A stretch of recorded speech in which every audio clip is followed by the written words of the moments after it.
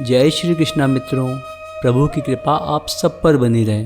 तो साथियों, भगवत गीता की हमारी यह यात्रा अब तृतीय अध्याय में पहुंच गई है, जहां भगवान श्री कृष्ण अर्जुन के माध्यम से हम सभी को कर्मयोग की शिक्षा दे रहे हैं। तो चलिए इस शिक्षा को ग्रहण करते हैं और इस यात्रा में आगे बढ़ते हैं। तृतीय अध्याय, षष्ठम श्लोक। कर्मेन्द्रियाणि संयम्य य आस्ते मनसा स्मरन् इंद्रियार्थान विमूढ़ात्मा मिथ्याचारः स उच्यते।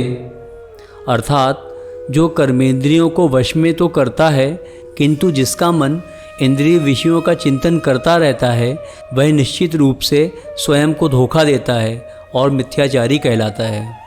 इसका तात्पर्य यह है कि ऐसे अनेक मिथ्याचारी व्यक्ति होते हैं जो कृष्ण भावनामृत में कार्य तो नहीं करते, किंतु ध्यान का दिखावा करते हैं, जबकि वास्तव में वे इंद्रिय भोग का चिंतन करते रहते हैं।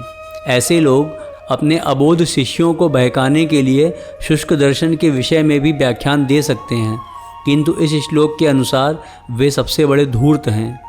इंद्रिय सुख के लिए किसी भी आश्रम में रहकर कर्म किया जा सकता है, किंतु यदि उस विशिष्ट पद का उपयोग विधि विधानों के पालन में लिया जाए तो व्यक्ति की क्रमशः आत्मशुद्धि हो सकती है। किंतु जो अपने को योगी बताते हुए इंद्रिय तृप्ति के विषयों की खोज में लगा रहता है, वह सबसे बड़ा धूर्त है। भले ही वह कभी कभी दर्शन का उपदेश क्यों ना दे, उसका ज्ञान व्यर्थ है, क्योंकि ऐसे पापी पुरुष के ज्ञान के सारे पजल भगवान की माया द्वारा हर लिए जाते हैं। ऐसे धूर्त का चित्त सदैव अशुद्ध रहता है, अतएव उसके यौगिक ध्यान का कोई अर्थ नहीं होता। तृतीय अध्याय, सप्तम श्लोक। यस्त्विन्द्रियाणि मनसा नियम्यारभते अर्जुन कर्मेन्द्रियः कर्मयोगम असक्तः सा विशिष्यते।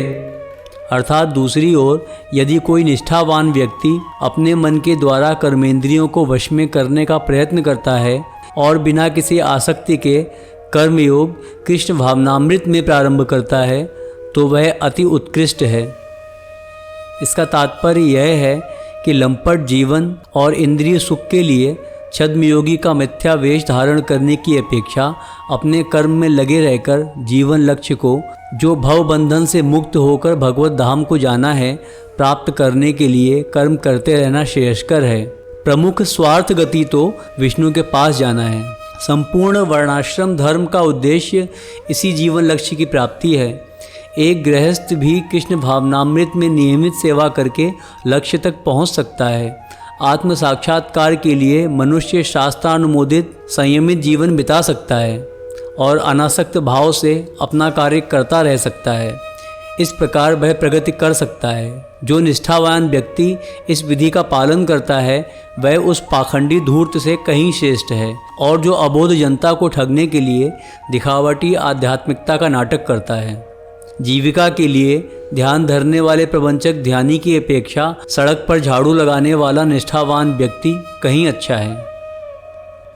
तृतीय अध्याय, अष्टम श्लोक। नियतं कुरु कर्म त्वं कर्म ज्यायो ह्यकर्मणा शरीर यात्रापि चातेन प्रसिद्धयेद कर्मणः। अर्थात अपना नियत कर्म करो, क्योंकि कर्म न करने की अपेक्षा कर्म करना श्रेष्ठ है। कर्म के बिना तो शरीर निर्वाह भी नहीं हो सकता। इसका तात्पर्य यह है कि ऐसे अनेक व्यक्ति हैं जो अपने को उच्च कुलीन बताते हैं। ऐसे बड़े बड़े व्यवसायी व्यक्ति हैं जो झूठा दिखावा करते हैं कि आध्यात्मिक जीवन में प्रगति करने के लिए उन्होंने सर्वस्व त्याग दिया है। श्री कृष्ण ये नहीं चाहते थे कि अर्जुन मिथ्याचारी बने, अपितु वे चाहते थे कि अर्जुन क्षत्रियों के लिए निर्दिष्ट धर्म का पालन करे। अर्जुन गृहस्थ था और एक सेनानायक था, अतः उसके लिए श्रेयस्कर था कि वह उसी रूप में गृहस्थ क्षत्रिय के लिए निर्दिष्ट धार्मिक कर्तव्यों का पालन करे। ऐसे कार्यों से संसारी मनुष्य का हृदय क्रमशः विमल हो जाता है और वह भौतिक कल्मश से मुक्त हो जाता है।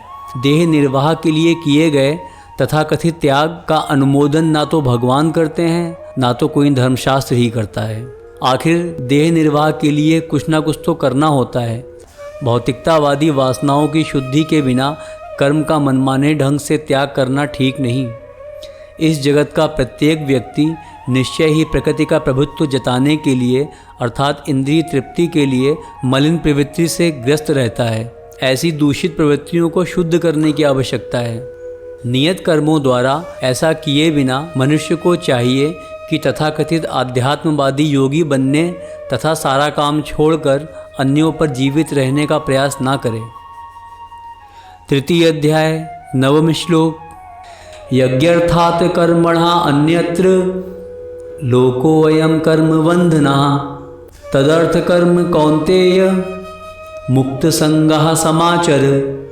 अर्थात श्री विष्णु के यज्ञ रूप में कर्म करना चाहिए, अन्यथा कर्म के द्वारा इस भौतिक जगत में बंधन उत्पन्न होता है। अतः हे कुंती पुत्र, उनकी प्रसन्नता के लिए अपने नियत कर्म करो, इस तरह तुम बंधन से सदा मुक्त रहोगे। इसका तात्पर्य यह है कि चूंकि मनुष्य को शरीर निर्वाह करने के लिए कर्म करना होता है, अतः विशिष्ट सामाजिक स्थिति तथा गुण को ध्यान में रखकर नियत कर्म इस तरह बनाए जाते हैं कि उद्देश्य की पूर्ति हो सके। यज्ञ का अर्थ भगवान विष्णु हैं। सारे यज्ञ भगवान विष्णु की प्रसन्नता के लिए हैं। वेदों का आदेश है यज्ञो वै विष्णु। दूसरे शब्दों में, चाहे कोई निर्दिष्ट यज्ञ संपन्न करे या प्रत्यक्ष रूप से भगवान विष्णु की सेवा करे, दोनों से एक ही प्रयोजन सिद्ध होता है। अतः जैसा कि इस श्लोक में संस्तुत किया गया है, कृष्ण भावनामृत यज्ञ ही है। वर्णाश्रम धर्म का भी उद्देश्य भगवान विष्णु को प्रसन्न करना है। विष्णु पुराण के 3 अध्याय में कहा गया है वर्णाश्रमाचारवता पुरुषेण परहा पुमान। अतः भगवान विष्णु की प्रसन्नता के लिए कर्म करना चाहिए। इस जगत में किया जाने वाला अन्य कोई भी कर्म बंधन का कारण होगा, क्योंकि अच्छे तथा बुरे कर्मों के फल होते हैं और कोई भी फल कर्म करने वाले को बांध देता है। अतः कृष्ण यानी कि विष्णु को प्रसन्न करने के लिए कृष्ण भावना भावित होना होगा, और जब कोई ऐसा कर्म करता है तो वह मुक्त दिशा को प्राप्त रहता है। यही महान कर्म कौशल है और प्रारंभ में इस विधि में अत्यंत कुशल मार्गदर्शन की आवश्यकता होती है। अतः भगवत भक्त के निर्देशन में या साक्षात भगवान कृष्ण के प्रत्यक्ष आदेश के अंतर्गत जिनके अधीन अर्जुन को कर्म करने का अवसर मिला था, मनुष्य को परिश्रम पूर्वक कर्म करना चाहिए। इंद्रिय तृप्ति के लिए कुछ भी नहीं किया जाना चाहिए, अपितु हर कार्य कृष्ण की प्रसन्नता या तुष्टि के लिए होना चाहिए। इस विधि से न केवल बंधन से बचा जा सकता है, अपितु इससे मनुष्य को क्रमशः भगवान की वह प्रेम भक्ति प्राप्त हो सकेगी जो भगवत धाम को ले जाने वाली है। तृतीय अध्याय 10वां श्लोक। सहयज्ञः प्रजा सृष्ट्वा पुरोवाच प्रजापति अनेन प्रश्विश्वध्वमेश वास्तु इष्ट कामधुक। अर्थात सृष्टि के प्रारंभ में समस्त प्राणियों के स्वामी यानी कि प्रजापति ने विष्णु के लिए यज्ञ सहित मनुष्यों तथा देवताओं की संततियों को रचा और उनसे कहा, तुम इस यज्ञ से सुखी रहो, क्योंकि इसके करने से तुम्हें सुखपूर्वक रहने तथा मुक्ति प्राप्त करने के लिए समस्त वांछित वस्तुएं प्राप्त हो सकेंगी। इसका तात्पर्य यह है कि प्राणियों के स्वामी विष्णु द्वारा भौतिक सृष्टि की रचना बद्ध जीवों के लिए भगवत धाम वापस जाने का सुअवसर है।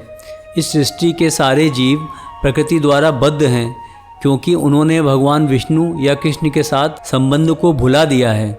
इस शाश्वत संबंध को समझने में वैदिक नियम हमारी सहायता के लिए हैं।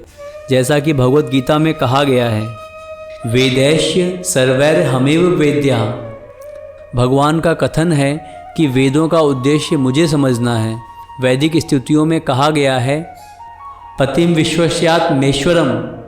अतः जीवों के स्वामी श्री भगवान विष्णु हैं। श्रीमद् भागवत में भी 2 अध्याय के 4 श्लोक में श्रील सुखदेव गोस्वामी ने भगवान को अनेक रूपों में पति कहा है। उनका कहना है कि प्रजापति तो भगवान विष्णु हैं और वे समस्त प्राणियों के, समस्त लोकों के तथा सुंदरता के स्वामी अर्थात पति हैं और हर एक के त्राता हैं।